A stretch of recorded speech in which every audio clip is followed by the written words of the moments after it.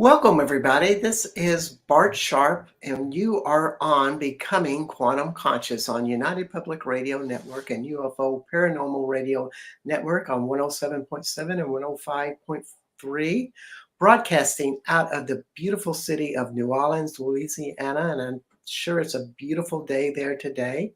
But today I am in Austin, Texas, where it is sunny skies all around. And my guest today, Sheefra Blume, is in Denver, Colorado, and it's always sunny in Denver, of course, unless it's snowing and unless it has really strong Chinook winds. But basically, it's a sunny place. And we're just really glad that she's on the show today. And also, if you did not know, we are on Roku, and we are on Facebook, YouTube, and other platforms. And of course, you could be listening to our radio show out of New Orleans, 107.7, 105.3, or you could be on the website, the UPRN website, tuning into this amazing show where we talk about ancestral healing with the Kabbalah with Sheefra Blume. Sheefra, welcome to the show. Hey Bart, thank you so much for having me back on the show. I know it's going to be a really fun conversation. Oh, it was deep the last time we talked, and I've known Sheefra for a couple of years, and she kind of just knocked me out the first time I really got to sit down and visit with her, because she has been a student of the Kabbalah probably for lifetimes, but this lifetime you started very young Yeah, studying mysticism.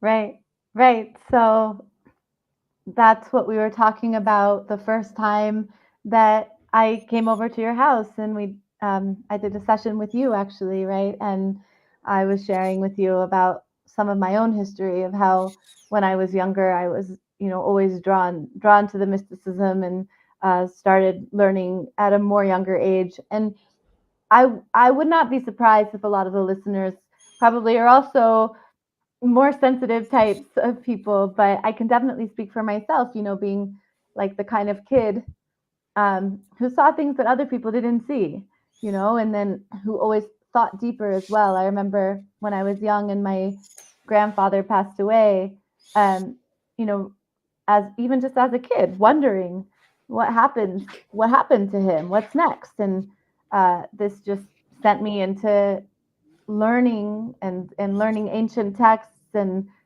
really going down the rabbit hole, and that's led me to where I teach on these things, and I've been doing so for many years now. And I'll publish my book soon as well. And what's the uh, title of your book?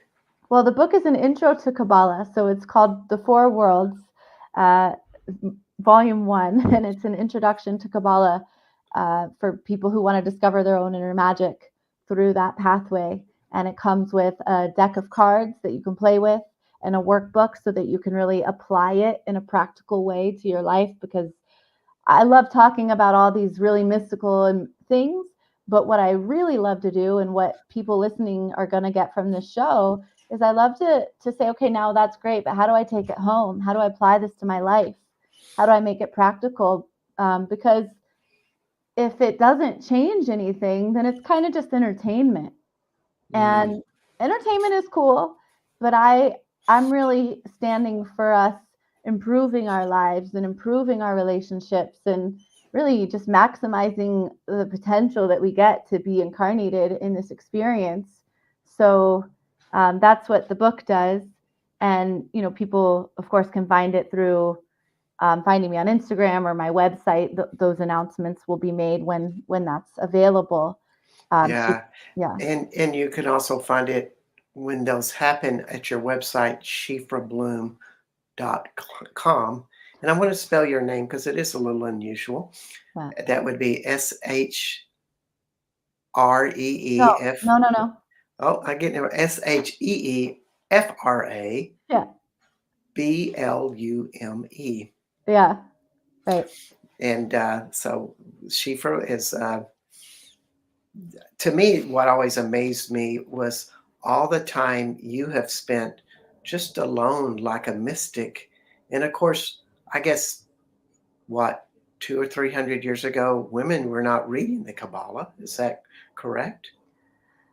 Right. So those are two things. One, yes, I've spent a lot of time alone in the wilderness, and that's definitely also, on the one hand, I've studied a lot out of books, and I've had teachers who could help me translate from, the original text, which is very, very different than just reading a translation. We can talk about why that's so. And then on the other hand, yeah, I mean, so when you say women weren't reading the Kabbalah, what's interesting is that while there are certain texts that are the main texts of the Kabbalistic tradition, there is no one book that's called the Kabbalah, but rather Hmm. Kabbalah is an entire cosmology, it's an entire worldview, and it's mostly an oral tradition that has been, of course, written down by the great mystics and uh, into some specific great works that are reputable, but those have their own names and aren't the Kabbalah. Kabbalah itself simply means to receive. So really, you could say it is the study of and art of receiving. And what does that even mean? Mm. But so when you say women weren't studying the texts of this, that is true. But if you think about it a little deeper, it's not as much that they were prohibited as it is that they were exempt, because women, and specifically the feminine, is more familiar with the art of receiving and reception energetically than is the masculine. And so you kind of have both. You have on the one hand that no, they weren't studying it, but you also have a lot of things that women are exempt from, a lot of different rituals that some people like to say, oh, they're not allowed. It's more that it's more that they just aren't required. Maybe they have a different wisdom and that was noted, Right. so therefore less necessary. Yeah, that is actually part of this tradition, is that there are things that you know women, someone with a female body who can, for example, be pregnant and birth children.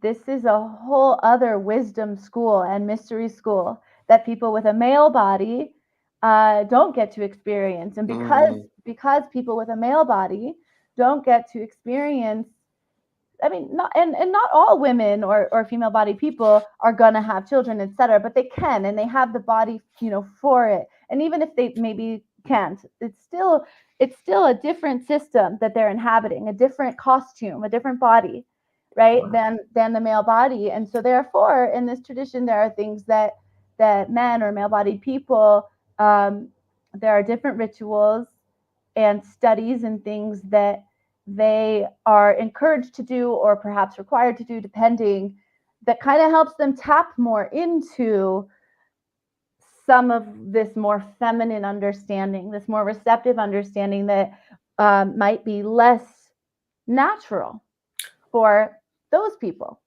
Wonderfully said, and it reminds me of a few weeks ago we had a woman a little bit younger than you, not much, Sophie Strand, and she has just released a book called The Madonna Secret.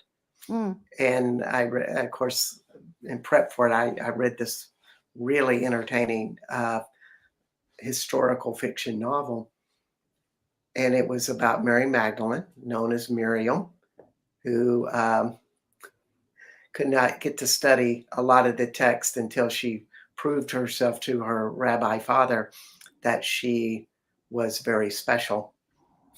And it was so funny with the men because they were very intellectual, they were very dogmatic. And hmm here Miriam was out meditating hmm out at night and having these communions with animals and various things and of the earth and of course the stars.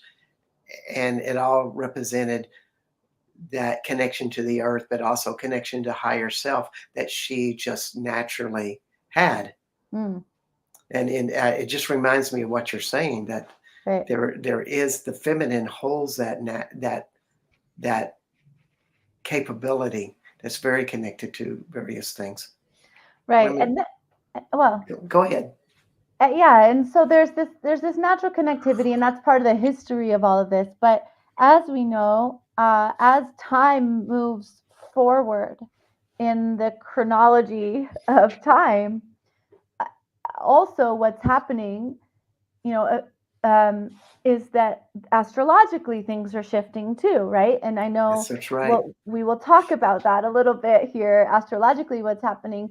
But therefore, um, a couple of thousand years ago, when Mary Magdalene would have been alive, the energies, the planetary energies that were coming onto the earth were different than they are now. Even a few hundred years ago, they were different than they are now.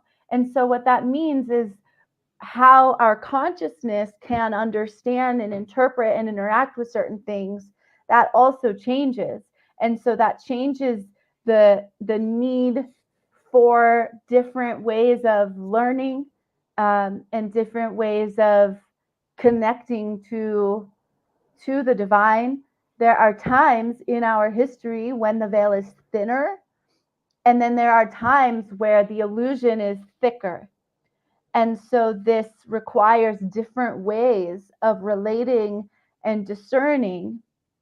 And so that, where we are right now is a really interesting period where, and I'll be curious to hear your perspective on this, but really, as my tradition would call it, this is one of the densest, thickest, most, the illusion is the strongest that it Wow. may ever be times. And because we're at that very thickest part, we're also right at the turning point where now the veil, it's like the turning point it's starting to happen. It's just about to happen. So we're simultaneously in the time of the most illusion and the most separation and the most confusion. But there's also these glimpses of like miracles just starting to happen or just about to start to happen. And we Yes. feel this change coming. And you were talking about it from a different perspective of the astrology, which is really interesting when Yes. different, yeah. Please take it. Well, it's been the age of man-made law for the last 2,000 years, and we'd have to say, well, the Romans kind of were the example of man-made law, that they created all of these systems. Great example of that, masculine. And now we're going into nature-made law, which Yeah. is where we follow nature. And interesting, Peter Craig, who was a guest on my show a few weeks ago, really brought up the fact that the more we have duality in the world, the more the planet reacts in destructive ways. It's almost like the planet is interacting with us, and thus Mm, floods, tornadoes, hurricanes, very hot, very cold weather of all extremes are happening. And he really felt like this was part of it, in which I do want to add in there that it's a very sad note. Peter Craig, who was on the show 2 weeks ago, died 3 days ago of a heart attack.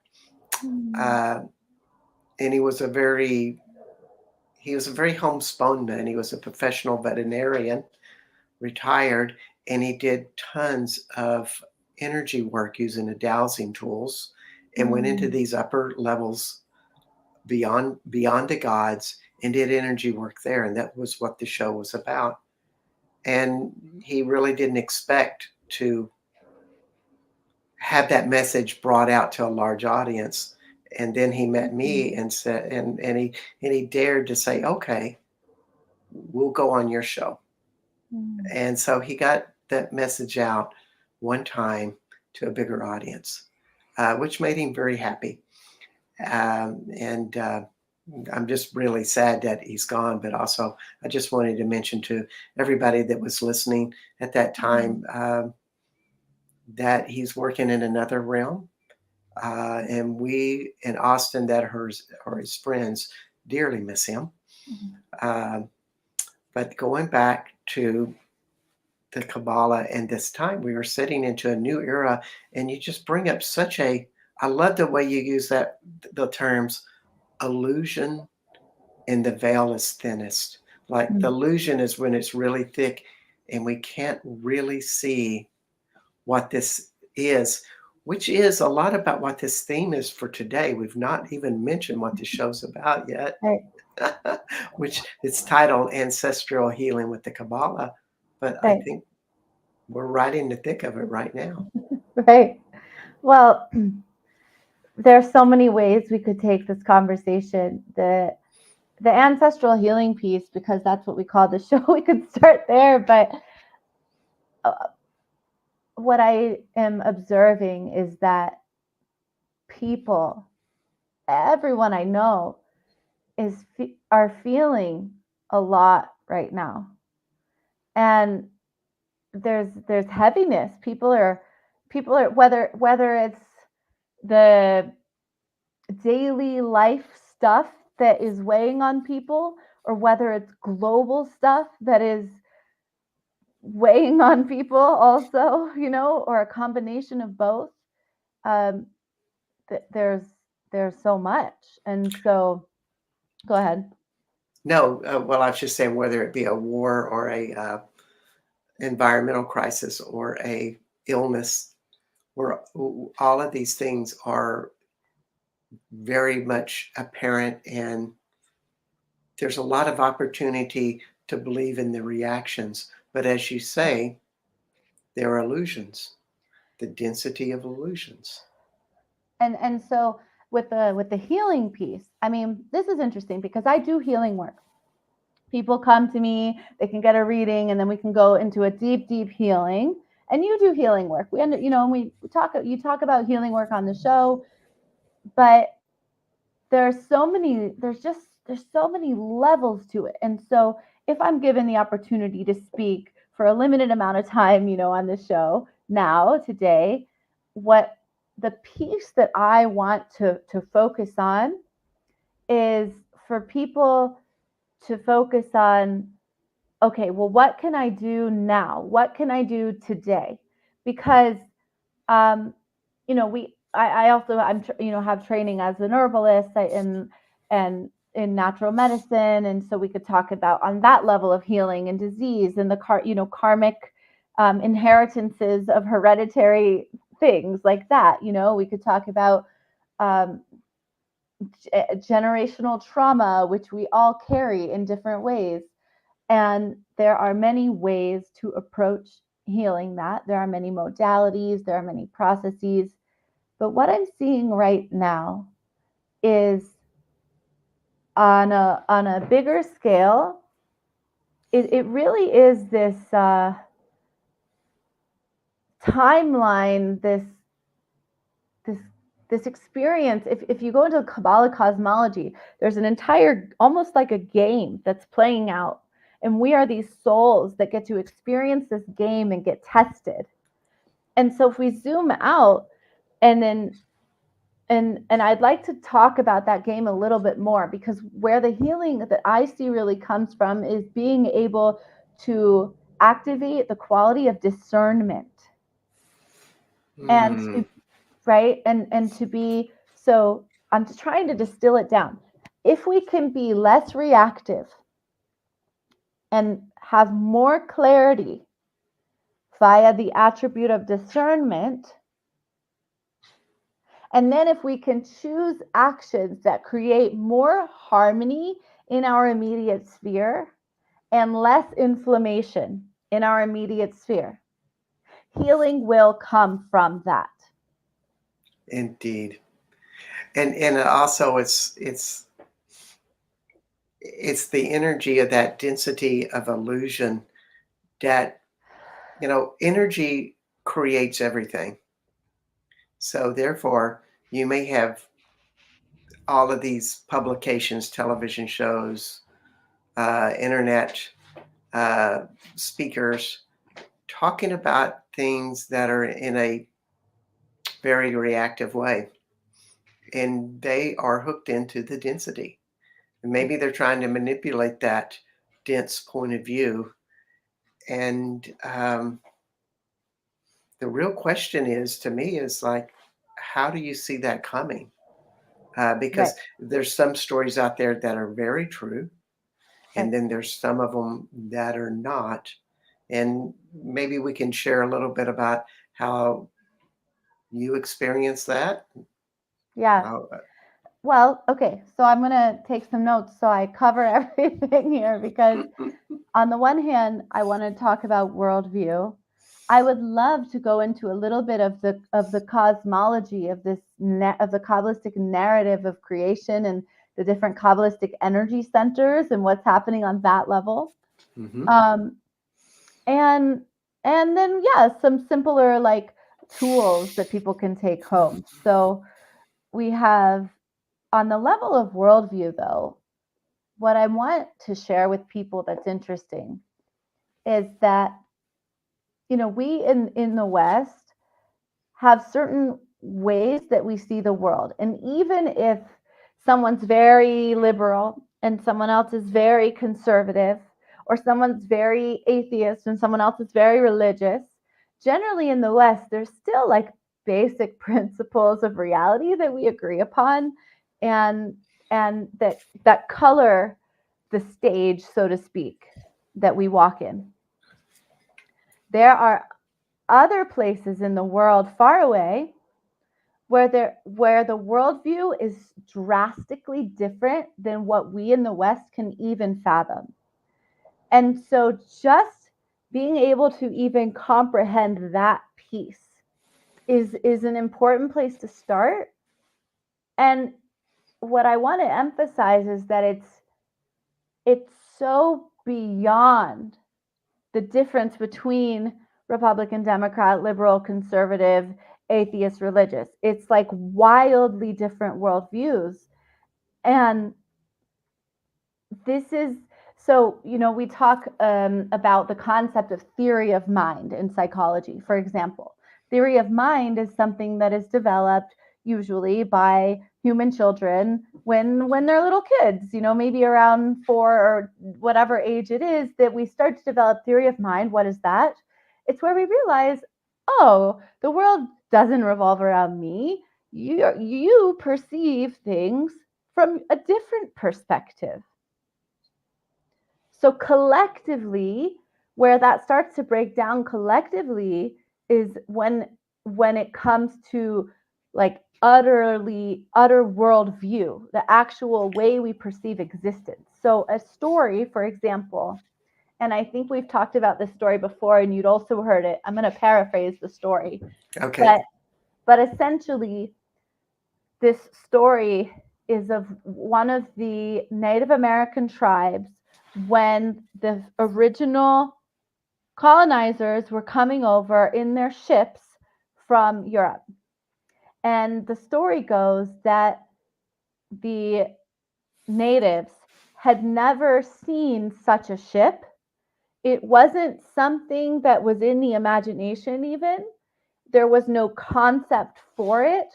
And so it wasn't until the ship was right up there in like basically on the shore that they were able to see it at all.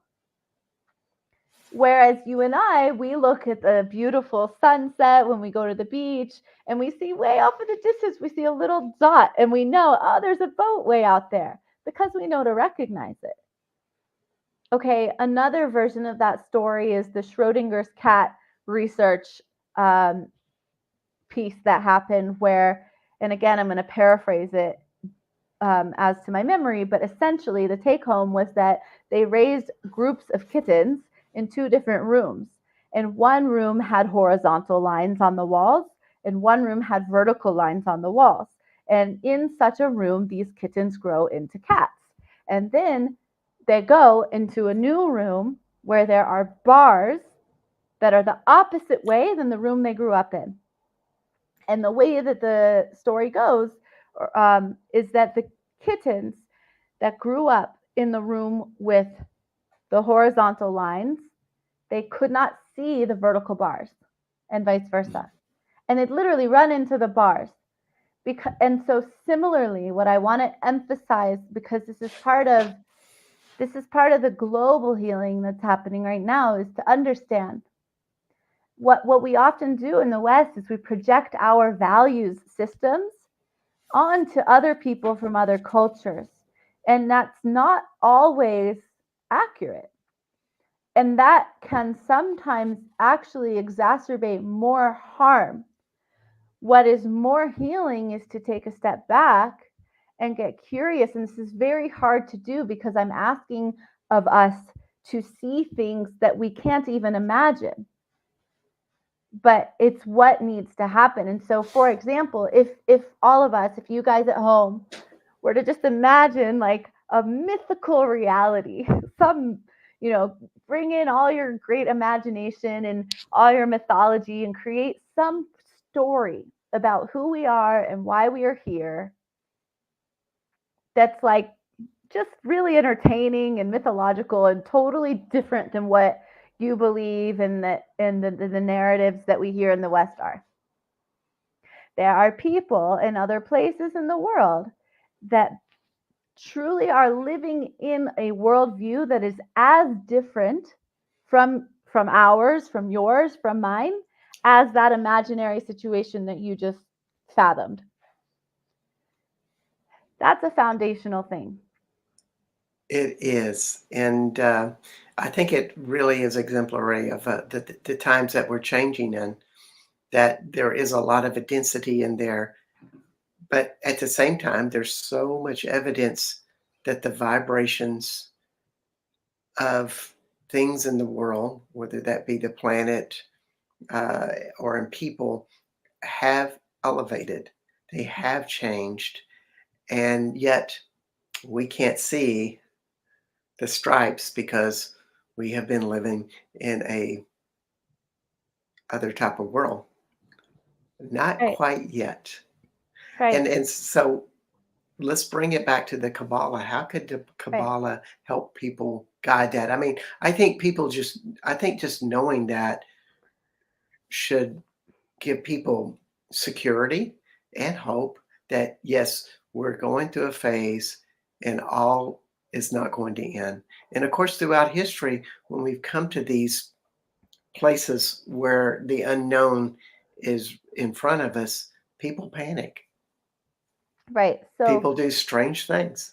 So, what to do with all of that? So that's kind of the foundation.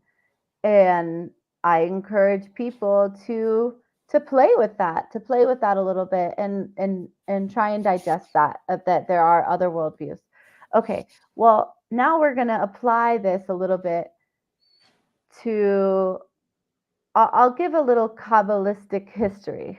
Okay, so what in Kabbalah you have different energy centers, and a lot of people are more familiar with like the chakras in the Vedic system, of yoga, for example. People have heard of the chakras. In Kabbalah, they're called sphirot, like a sphere, sphirot. Anyway, I'll just call them energy centers. And they're more than just energy centers, though. They're attributes of how energy manifests as life. Okay, and there's a whole order and a whole process. And here's what's really interesting that we were talking about. There are 10 sphirot. There's 10. And these correspond to different chakras and different body parts and different things. And the divine energy comes down and it kind of enrobes itself. It puts on the clothing of these different energy centers, of these attributes. And it's quite fun because this happens on a big macro level, but it's also like you and me as incarnated souls. We get to put on these different attributes, and some of us have some more developed than others, and some of us have some less developed than others. And through life's experience, we get to develop them. So that's another big wide view thing to think of. And is that, oh, I am being given whatever challenging experience is facing me. I'm being given that for the explicit opportunity to develop these attributes of myself, these energy centers.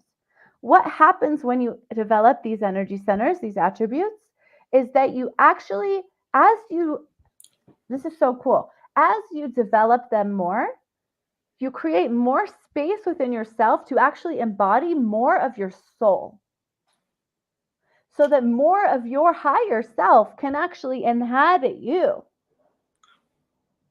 That's so cool, and it's so spot on.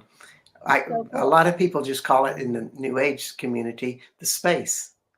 David Hawkins kind of termed that you learn what that actually feels like, and Hmm. it's a part of being in a higher level of awareness that you actually feel vibrations inside of your body all the time. And there's a certain amount of people that are doing that now. Other people are in their heads. Right. And so I want to share with our listeners like a pretty deep Kabbalistic secret, really. I mean, it's known, you can find it, but it's not the easiest thing to just Google or look up. Okay? And it's really an important thing, I think, for this time, for those of us who want to heal and we want to learn how to discern between what's true and what's false and what's right and what's wrong. Okay, there's a there's a there's a sphere, one of these centers, if you will, attributes that is not included in the 10, but that is also not included as an 11th. But it is another attribute, but it and then we're going to ask why isn't it just 11? And it's very important. So this attribute is called da'at, D-A-A-T, da'at. Okay, da'at would, if it were to correspond to the chakras, for example, it would correspond most to the throat. Okay, but in Kabbalah, it is absolutely not considered an 11th sphera. Rather, it is considered its own special, extra, mystical, magical, secret thing.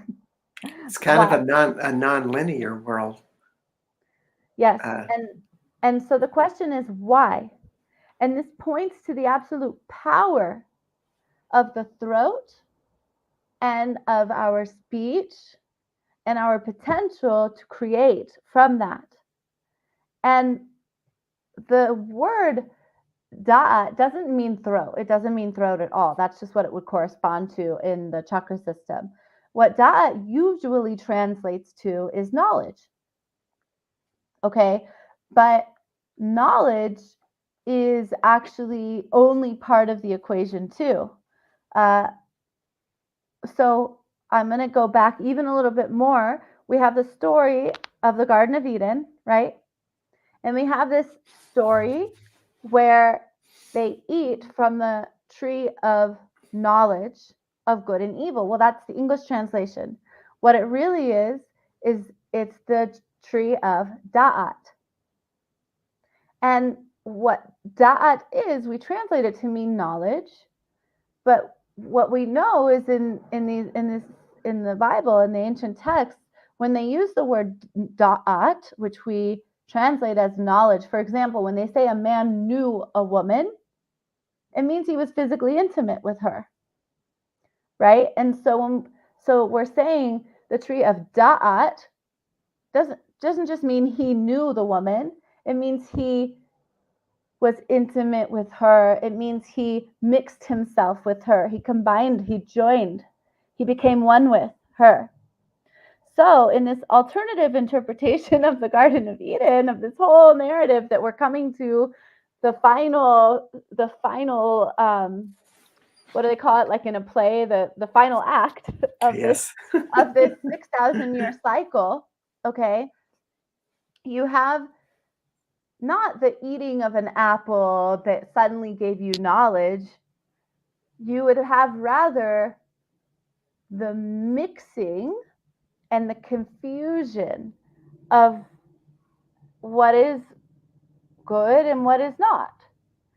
And now we get into this discussion of course, duality and well, isn't it all one anyway? I want It's to kind of separate. it's kind of like the next step, what that whole act was. It's like where we're going into a place of oneness, of innocence, of not knowing.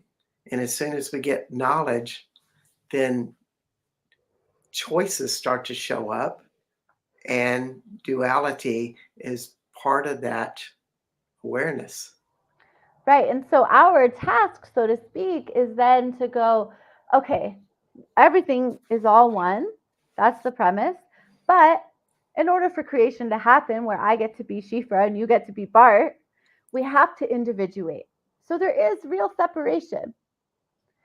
We can talk about how we're all one, and in our hearts, maybe we feel it to an extent, but Yes. I really do feel like I'm separate from you, you know? And I really don't feel like me and you just being one is the only truth, right? Like that's a concept, and I feel it in my heart, but I really feel like I'm also Shifra and you're also Bart. Okay, and that's the separation that is good because it makes it possible to experience life and to be alive. And so even the idea of what is good and what is evil come from ultimately from the same source. However, here's the catch is we went from oneness, we came into the individuation. Where we want to get to, where we are going, is a place where we can hold the both and, where I can be Shifra and you can be Bart, and I can also be equally aware of that we really are one. Now, if I misplace the individuation, the separateness, or if I misplace the oneness, either of those would not be good because they're just misplaced. It's not that being individuated is evil or being one is evil, but it's that when you mix things and put them in the wrong place, it's like it glitches it out, and it's no longer functioning for the sake of good. What is good? Good is to channel more light into this plane. And you need the hose to work properly. And if you kink it by misplacing one thing that is good with another thing that is good, then it creates a kink, and that's not good all of a sudden. But do you see what I'm saying? It's not that oneness was inherently good or bad, or individuation was inherently good and bad. It's that they have their place. And so That's true. here on this plane in this world, we get to start to use that force of da'at that we have to discern, and actually to start to separate things into their proper place. So to just say everything's all one, this is a kind of spiritual bypassing if we don't first discern, well, actually, there's a time and a place for me to hold the boundaries of my body and say, no, I'm Shifra. I'm an individuated person. I'm separate. And these are my boundaries. Yes, I see it more like the individual journey of learning a form of internal perfection, that the space within you becomes highly evolved and developed. And of course, very few people are even close to achieving that. And at the same time, it changes everything around you. And you are contributing to the collective consciousness with that. But it's a very individual thing there. And you were also telling me, in when we were discussing earlier, is maybe some tools to help people Right, learn to evolve in their knowledge or dat. right.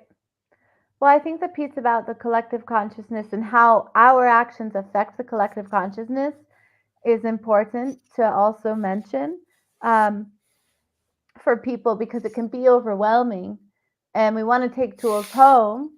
We want to feel better personally, but then I also want to help the whole world.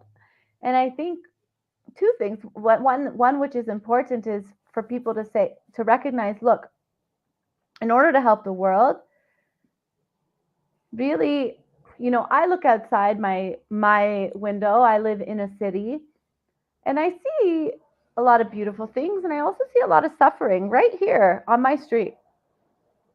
And what I do know is that the more harmony energy that I can contribute to, the more harmony energy there will be.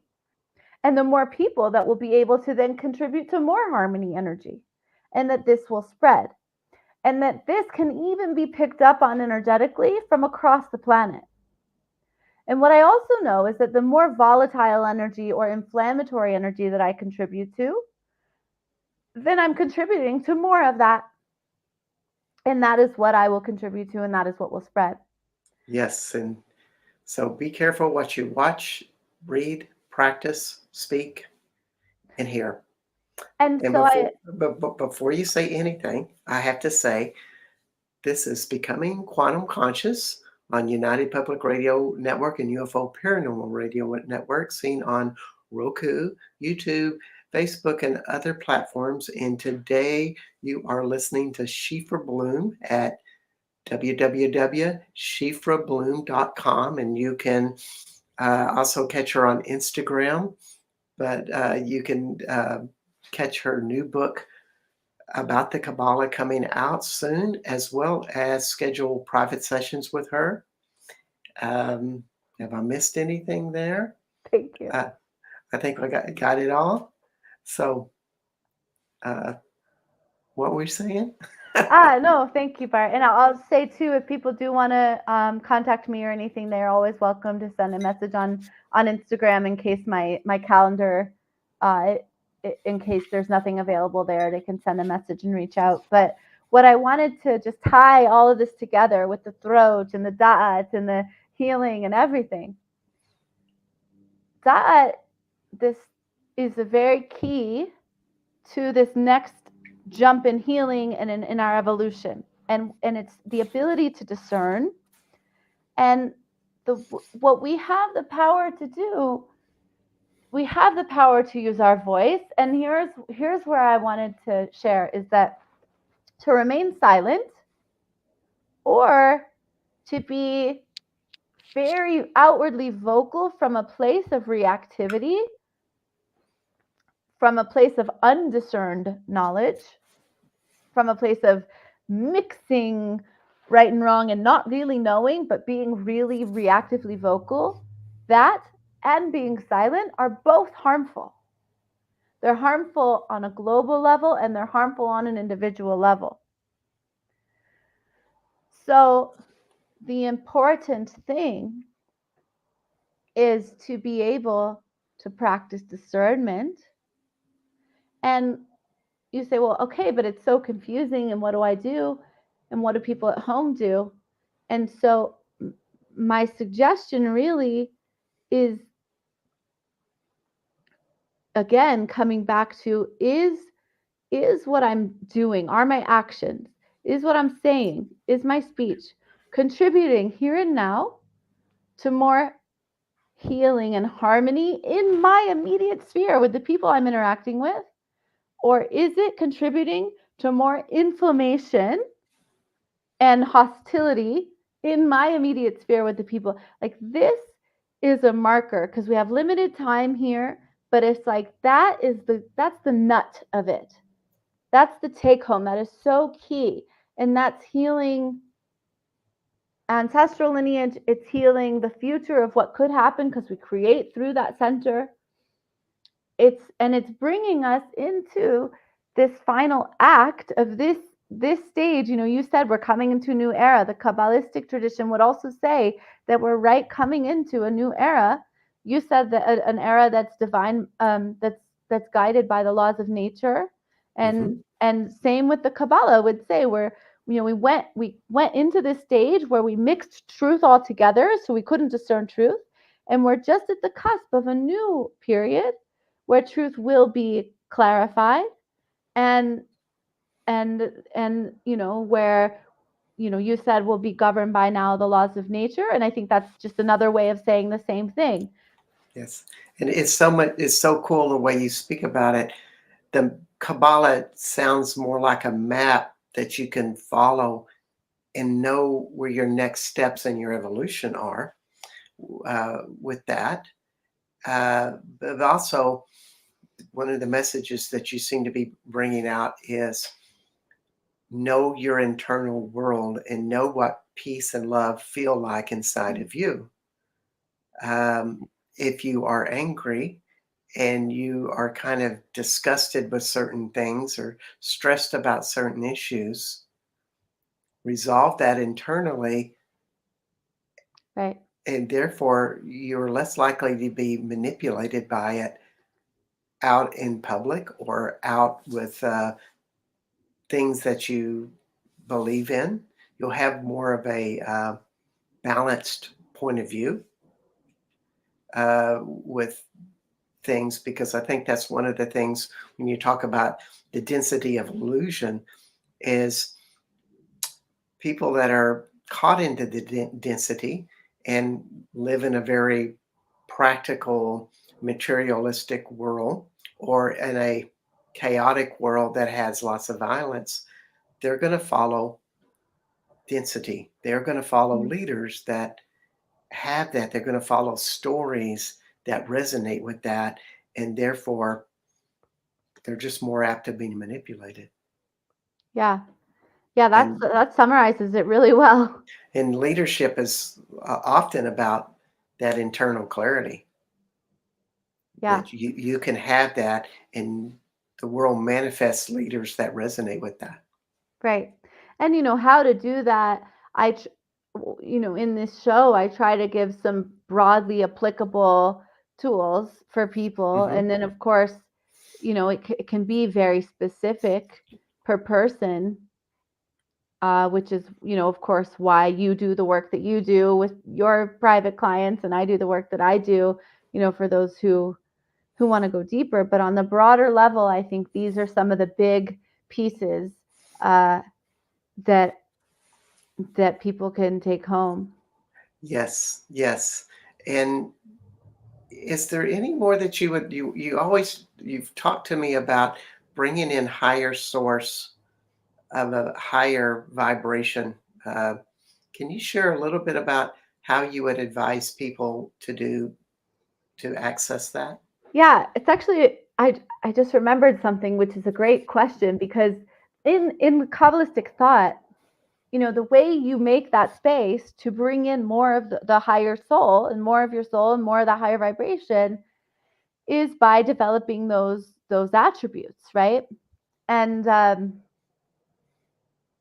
and I just remembered this, but I actually have right now on my website a handout that explains how to heal through those attributes, Mm, including also the attribute of Da'at.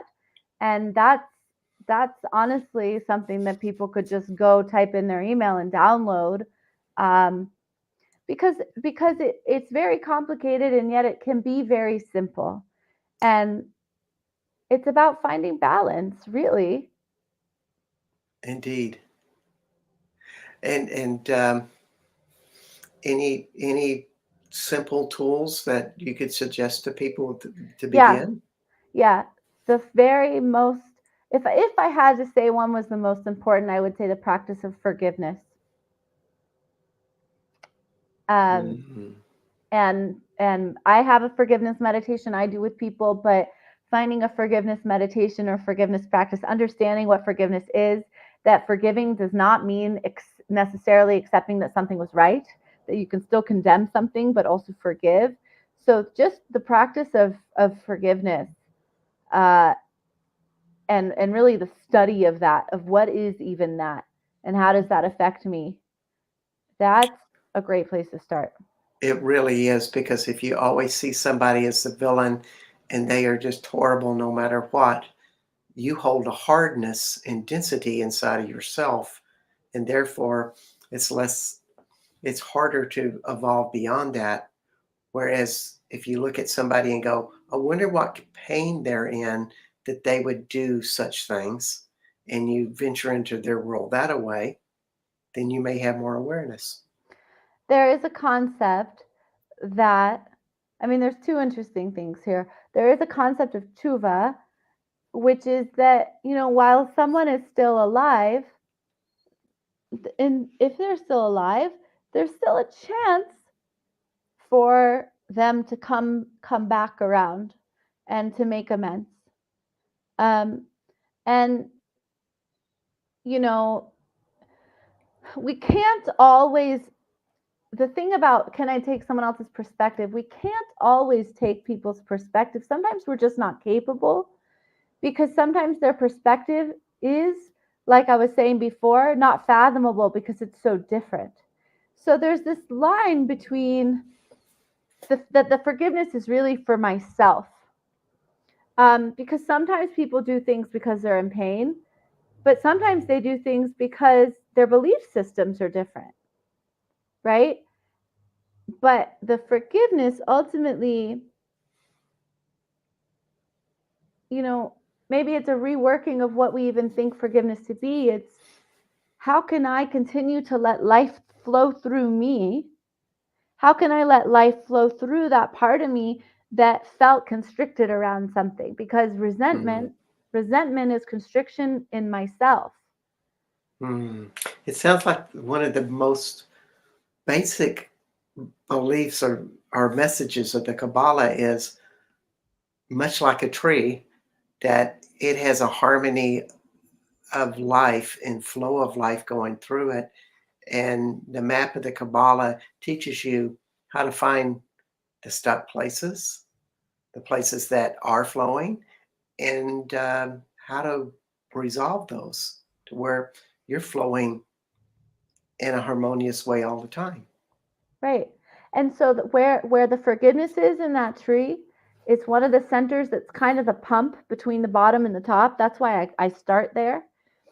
And Mm, again, the forgiveness, it really is not about trying it, you don't even have to understand the other person. Sometimes we can't. Sometimes we will mm, fundamentally disagree because their actions were coming from a place of just different worldviews.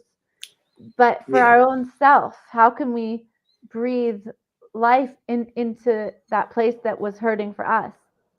yeah. How can you take a pain in your life and breathe life in it to where you may have the pain, but you're no longer suffering with it. Um, And the Kabbalah it's does provide a map for that because you can actually take a story, let's say from our own past experience, and you can identify which of the attributes, which of the energy centers is the one or the main one that was being asked to get developed through that experience, and you can figure out then where the stuckness is, and you can focus. You could do it energetically, or you could do it through story, or you could do it through words, but you focus on developing that attribute, and then suddenly you have a whole new lens and a whole new really power from having gone through the experience. That's that alchemy. That's the transformation of pain into power. that's learning through the dad, I suspect. And to hold that thought, I'm going to ask you one last question because we're down to 2 minutes on the show. And I want you to think about it as I give closing thought or I give closing uh, for the show. What is your final message for the audience? And while you think about that, I want to let everybody know that you are with Bart Sharp of Becoming Quantum Conscious at United Public Radio Network and UFO Paranormal Radio Network out in New Orleans, Louisiana. And we are on Roku, Facebook, Twitter, YouTube, and other platforms. Next week, we will have Sonia Sophia, and the title of the show is The Secret Spiritual Life of Burning Man. Sonia has been in Burning Man for over 20 years, doing all types of spiritual, energetic work with people there, and has started a worldwide emotional freedom training program, getting that message out to the world, all inspired by Burning Man. So that should be a really great show.